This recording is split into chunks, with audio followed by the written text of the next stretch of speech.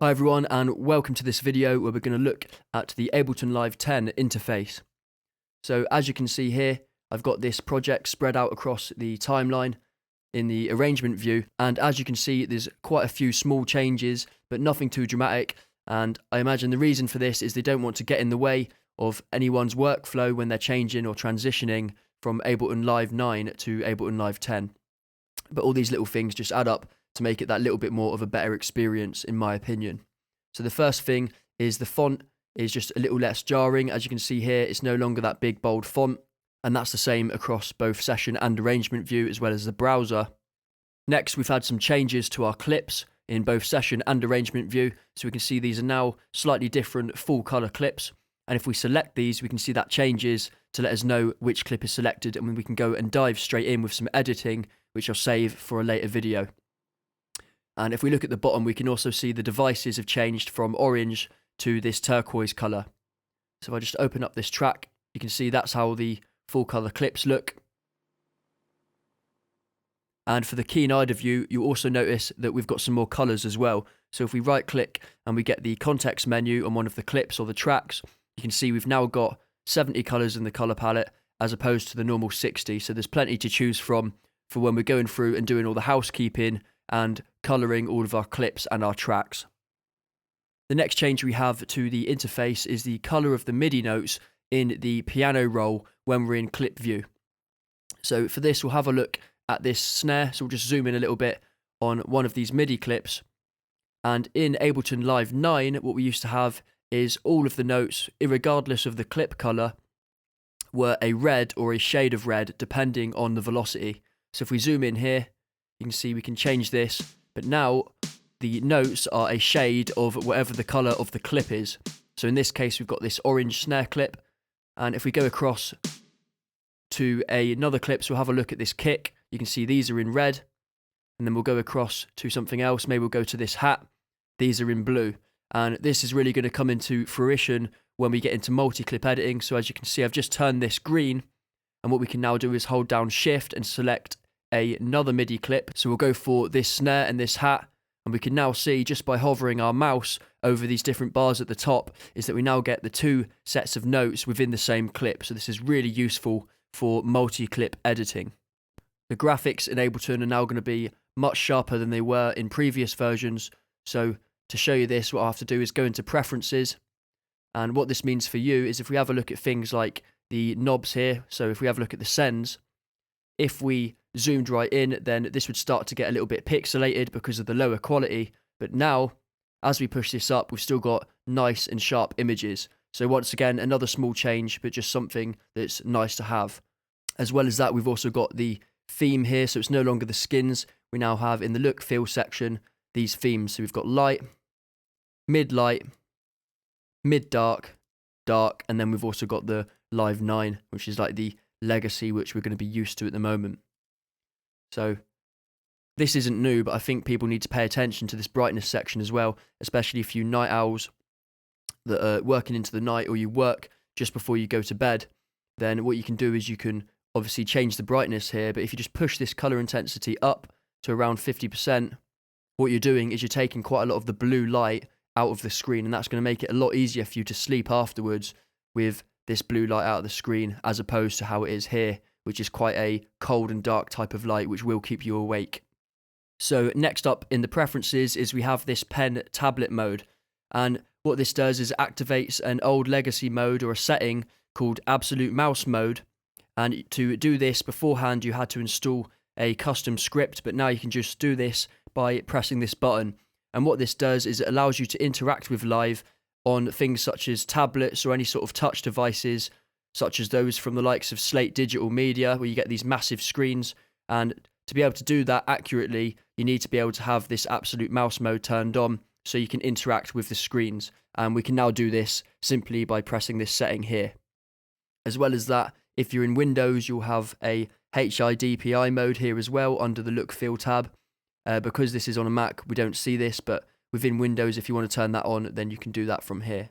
And also, we've got the motion of Ableton Live updating at the higher frame rate of 60 frames per second, which means we're going to have much smoother motion and graphics from within Live. Next, we have the assign track color to MIDI clips function, which is real good for making sure that our housekeeping is nice and neat within our project. So I'm just going to quickly create some clips.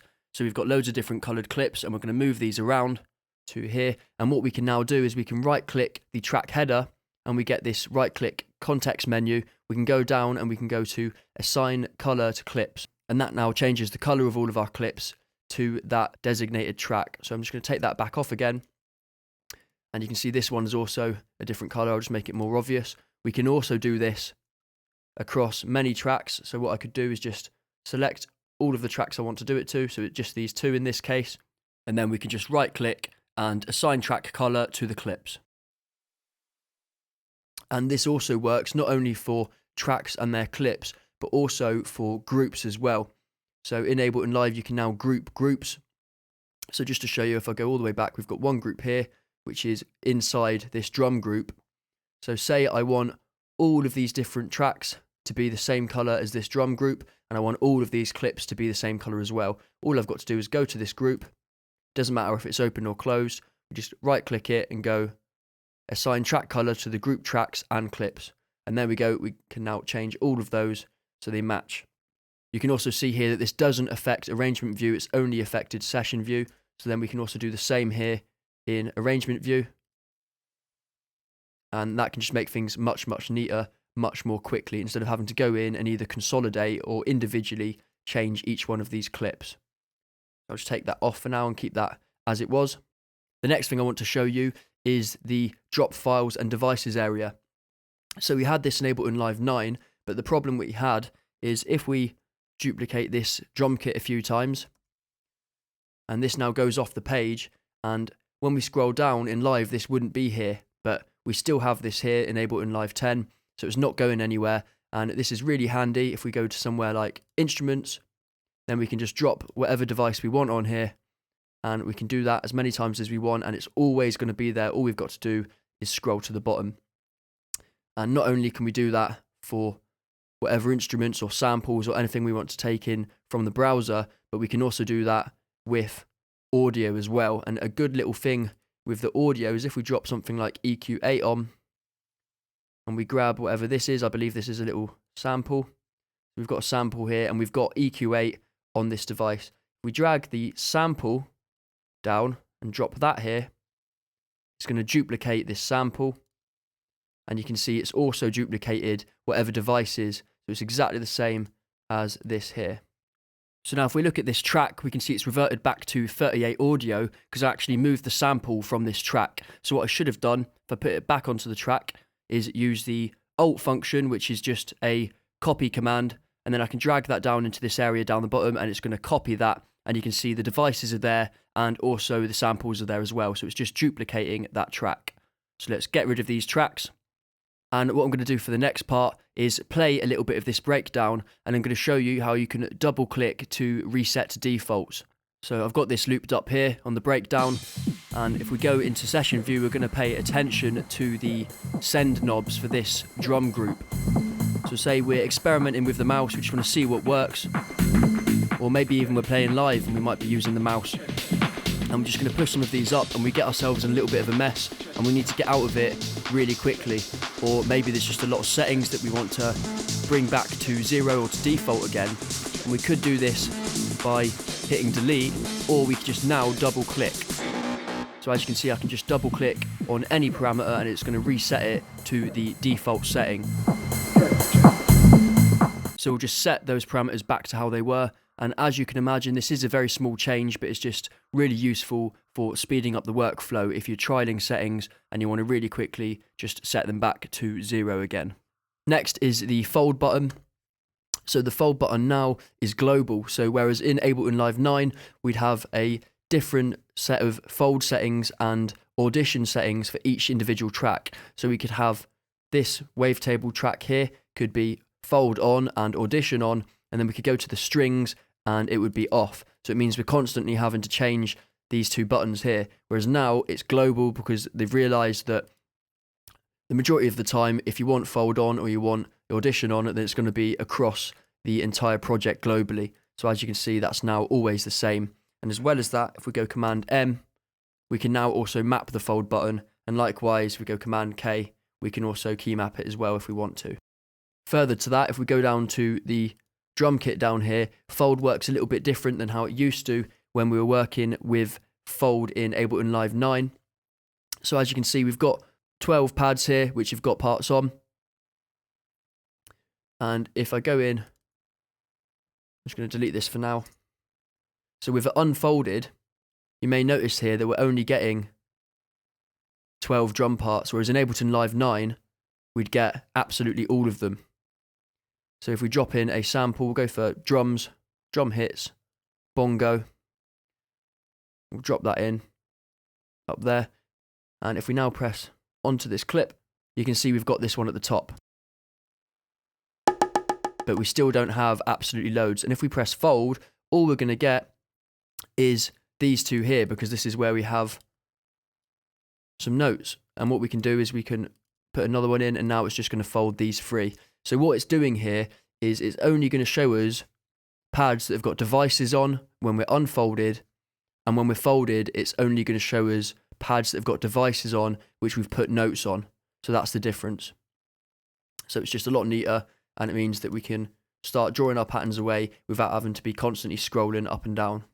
And the final thing for the interface is when we right click, if we was in Ableton Live 9, we'd right click and just show you, if we go for this, we right click here and we choose one of these settings. When we push the mouse down and we click on it, then that's going to start to execute whatever the command is that we've selected. Whereas now it's executed when we let go of the mouse. So although this isn't something that you're going to need or use very often, it's just handy because it means you can cancel a command without having to go through with it if you decide that it's not a good idea or you've clicked on something that you weren't looking for. So for example, if we were going down here and we got a bit hasty and we wanted to export the clip, but we went to consolidate time to new scene instead, I can click that, I can hold it down, and then I can release on export, and you can see it's going to export. Or what we could also do is if we just click on something like freeze track, but we don't actually want to do it, we can come away from the mouse and let go, and it's not worked. So in this video, we've covered the Ableton Live interface and all the very minute visual changes that we've got going on, which is going to add up and give us a better experience without taking away from the workflow. So look forward to the next video where we're going to dive into the Ableton Live setup changes.